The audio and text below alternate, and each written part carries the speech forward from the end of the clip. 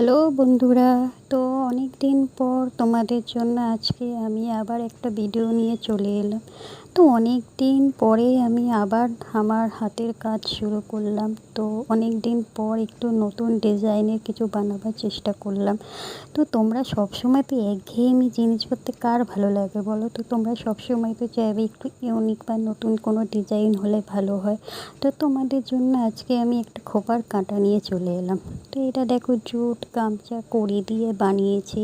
তো তোমাদের কেমন লেগেছে বলো ইউনিক ডিজাইনের খোপার কাঁটাটা? তো আমার ভিডিওটা যদি তোমাদের ভালো লেগে থাকে তাহলে একটু লাইক কমেন্ট শেয়ার, আমার ইউটিউবে গিয়ে একটু ইউটিউব চ্যানেলটা সাবস্ক্রাইব করে দিও।